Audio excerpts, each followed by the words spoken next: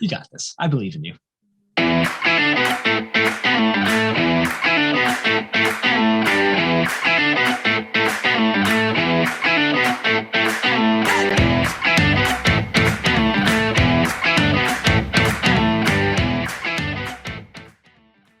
Hey everyone, welcome back to the podcast that has no name, no real purpose, and it's the summer of Team Drop-In, Teach Better Talk / Daily Drop-In / whatever we come up with for the fall. My name is Ray Hewart, and I'm here with the one and only Jeff Gargas. Jeff, how you doing? I'm waving as if people want to listen to this on podcast. Hi, this is me waving. That's the sound of that. You can watch us. You can watch it on YouTube, but a lot of people are going to listen on the podcast and realize if I didn't say anything with my wave, they wouldn't know. So whatever wave sound is, that's what was happening right here. Is that like a? Oh my goodness! I can already. You need to do all the sound effects as normal. That was bad. I'm good, Ray. That's what I should. Let's just pretend I said I'm good.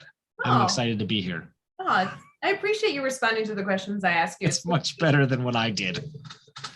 You know, I do have to say, I feel like our podcast listeners understand the shenanigans of Jeff and Ray, and we do have some updates for them. We have some cool things going on that we'd love to have them a part of. So shenanigans are kind of embedded in somewhat valuable information. I don't know. Shenanigans are inevitable, I think is the word. Yeah, sure. It's good. Yes. So this episode going on. This episode's coming out the week of the 12th. And we have some updates for you. And then I also have an activity for Jeff to do. Oh, great. Yeah. That's false pretenses, but go ahead. All right. What are we updating on? Friday. I know Friday's an update. Friday's a big update. Do you want to update on Friday or you want me to update on Friday? I want you to update on Friday. I just know it's going to be super fun in the private Facebook group at teachbettergroup.com. That's what I know. Yeah, I know we talked about it on a previous episode, but our goal for Friday, if you guys are available, Friday morning, we're offering kind of like a bite-sized PD opportunity. It's exclusive to our private Facebook group, but friends, it is a free group. So you just need to like click the button and you'll automatically be let in.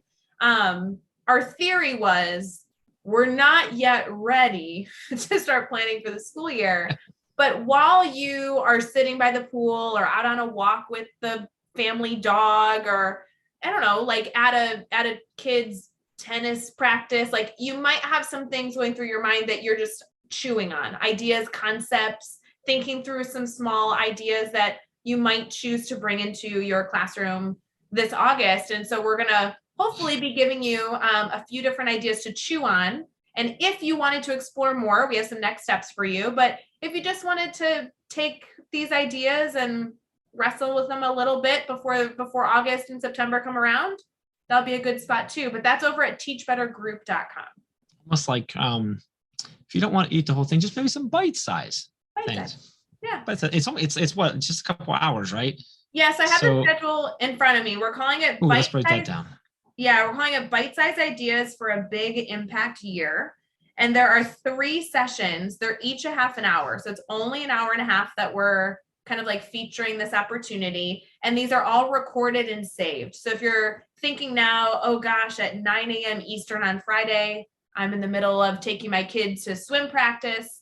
You can catch it later, watch it after the fact when you have some time. But we are starting at 9 a.m. Eastern and it's going to conclude around 10:30 a.m. Eastern. The first session is with the one and only Katie Miglin.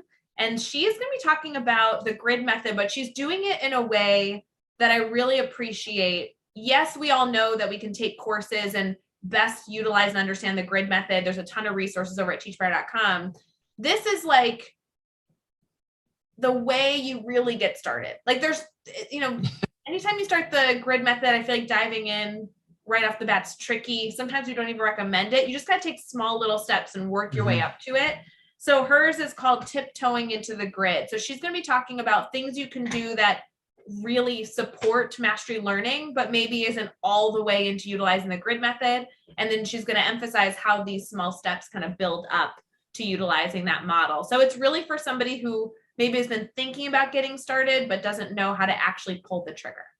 Yeah, and I think it's really great because the way Katie breaks it down, because I think something that we see a lot is the shift to the grid method or mastery learning in general is it can be a really big shift for a lot because you're really transforming the way you, not only the way you instruct and the way you run your classroom, but also like just the way you and your students and your stakeholders think about learning and education. And so it can feel big and overwhelming sometimes. So this really breaks it down. So I think some of the struggle is I know I got a lot to do. I don't even know where to start. And Katie's going to kind of break down, like Ray said, like this is how you really start. These are the tiptoe in, we get going. So I actually think it works really well for people who maybe are already started to try and implement and plan stuff.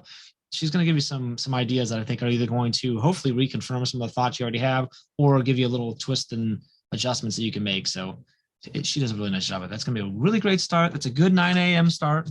I think so. And she has before the big guy.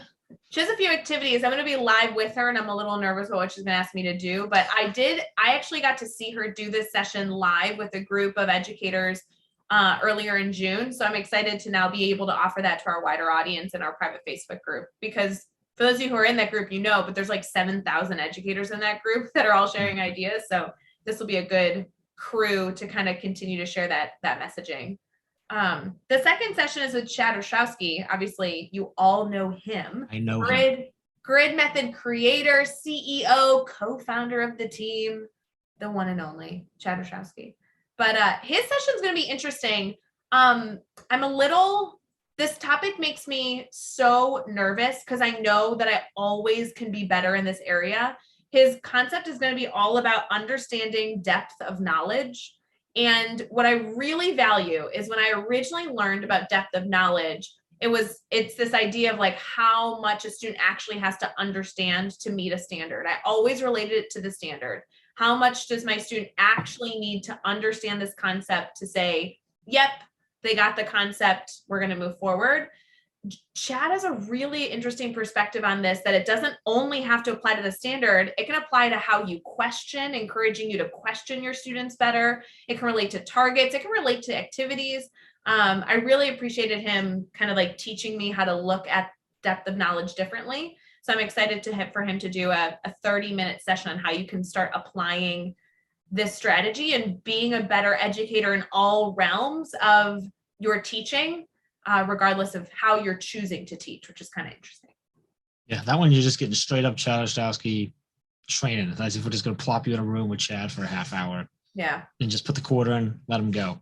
Mm-hmm. Super good. Awesome. So you want to be, you want all these, but like you want to be there live. Like you can get the recordings, and that's great if you can't make it. If you can be there live, you can drop in the questions. You can help them guide the way certain things go. So I hope you drop in live. Sorry, I got excited there for a second. No, I love being in there live. I mean, it's fine watching something after the fact, but it's way more fun when you get to be immersed in it, in my opinion. But yeah. The last session is really exciting. It's going to fit for any educator. This is all about Joshua Stamper doing the Aspiring Leaders. So Aspiring Leaders Activate is what we're calling this one. This is at 10 a.m. Eastern. And it's about how you can apply leadership skills to your practice, regardless of if your title is a leader or if you just are in the educational system. We consider you a leader. So this is a great way to kind of get ready for August. How do you want to present yourself? How do you want to kind of be a part of supporting your community a little bit better? So it'll be fun. A good one. Josh is good. Mm-hmm. All of these sessions, by the way, while being recorded in our private group, we hope you choose to participate live, will be available after the fact. They also lead into free courses in our academy. So if you have any of these ideas that you want to learn more, obviously you can reach out to the presenter that was able to share, but we also have courses that they've created to help you take the next step. So lots of free content, which that's what we're all about. So it'll be fun. Yes. And I don't think we've stated it yet, just to be clear. So in case you listen to this episode a little bit later, we are talking about this Friday, which is July 15th, yes. 2022. So if you find this in like the year 2023, it's not this Friday. I apologize. Oh, well, but we could still find you the video because we can still find the video. It'll still be in the group, so you can still get in the group and get it, assuming Meta is still a thing and Facebook's still around. Whoa, that's now. If you're listening in 2027, hey, what's up? Wow. Look me up. What? With what? Hook you up with what? I said look me up.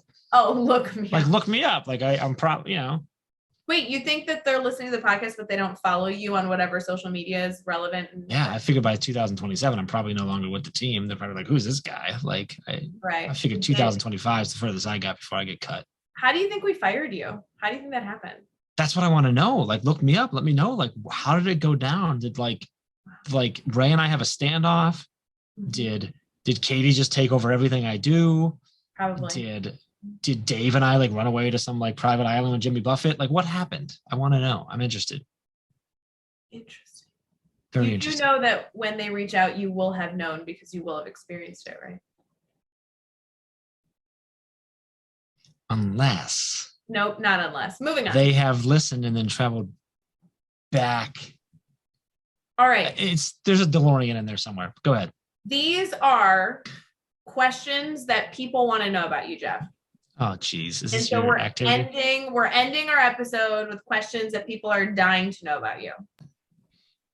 How does Jeff get fired? I don't know. Wait, 2025. Find out. These are strange questions, but I'm not judging our community. They asked them, so you need to answer them. Are you ready? Sure. What are 3 scents that you like? 3 cents? Scents, like candle scents. What are the 3? Or they could be food scents, sense of smell. I'll burn candles every now and then. There's a one that's like an apple cider. It's like supposed to be an apple orchard, I think is what it's called. Oh. There's vanilla bean. I love vanilla, like the scent of vanilla. And probably ribs. Ribs. I like the scent of ribs. Does that count? That's totally counts. Absolutely. I was gonna say like the smell of pizza cooking in the oven. So Wings. Anything deep fried, I probably like that smell. so good. Favorite board game? Ooh. Favorite board game. Wow. I know you didn't have these questions in advance, so good luck answering these. No. Honestly, if I had to answer right now, it'd probably be, and I can't believe I say this, is Monopoly, because my kids love playing it and we have a really good time when we play it. I never liked it ever growing up, but I enjoy it with them. So I'm going to say that for now. What word would you choose to use if you could only use one word the rest of your life? Dude. Did you say dude? Dude. I think I can use dude in a lot of ways to just say it and describe my feelings. Wow. Okay. Would you rather have intelligence or good looks? Dude. They have to be watching us on YouTube to see your I actually don't know which one I would answer to that. Let's see. Intelligence or good looks? I definitely would intelligence. Definitely. That was an easy answer. I don't know why you I've experienced life so far with good looks, so I would like to know what it would be like to live this life with intelligence. On a Friday night, would you rather stay in or go out? Ooh, that's tough. It really depends, because I really love staying in, but I have a good time going. I'm going to say stay in, probably stay in. Yeah. Because even like in my heyday of like partying and stuff, like I would always enjoy just like staying in with like all my buddies than going out to a club or something like that. And now with the kids and Amy, definitely stay in. Out of the 4 seasons, which is your favorite? Fall. Fall. I love being able to wear flip-flops with jeans and a hoodie, which is a weird season thing that Amy and I both really love. So What is careful with this one. What is a strong opinion you have that not everybody agrees with you on? a strong opinion I have that not everyone agrees with me on. Mm-hmm. That I'm the boss, obviously. That's I was going to say that Walter White is the biggest POS in the world.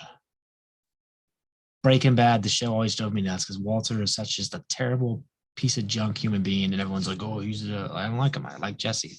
Just saying, come at me, Breaking Bad fans. Last 2. Which instrument has the funniest sound? Like makes the funniest sound or funniest sounding name? It says which instrument has the funniest sound. So I guess the answer is kazoo. Kazoo. That's funny. Mm-hmm. It sounds funny and sounds funny. Sounds funny and it sounds funny. That's funny. That's why I like it. That's funny. I like that one. Wow. I feel like I'm impressed. Mm-hmm. All right. Last one. If you had to relocate, where would you move? Probably somewhere around Toronto. You want to go hang out with Brad? Yeah, actually, where Brad lives would be a great area. Yeah. Either you go there or North Carolina. I used to always want to live in North Carolina. somewhere around just outside of Charlotte. Like that was my goal. Like that's why I wanted to retire. But now with, after marrying Amy and we got the cottage up there and stuff, like I love Canada. So I don't want to go to North Carolina because I'm further away from there. That's why Ohio was like perfect. I thought you were going to say Chicago so you could come hang out. I like Chicago and stuff, but I think I'd rather go. Canadians are just nicer than Chicagoans. What's the word for Chicago? Chicagoans. That's not true. I love Chicagoans too, but I just love Canada. It's good people up there. And Brad Hughes is up there. So many good things. All right, friends. We hope that you have a wonderful week. We have a really strange update and episode for you coming next week. So make sure you keep your eyes out. Jeff, any final words for our incredible podcast crew? Nah, let's just get out there and let's teach better.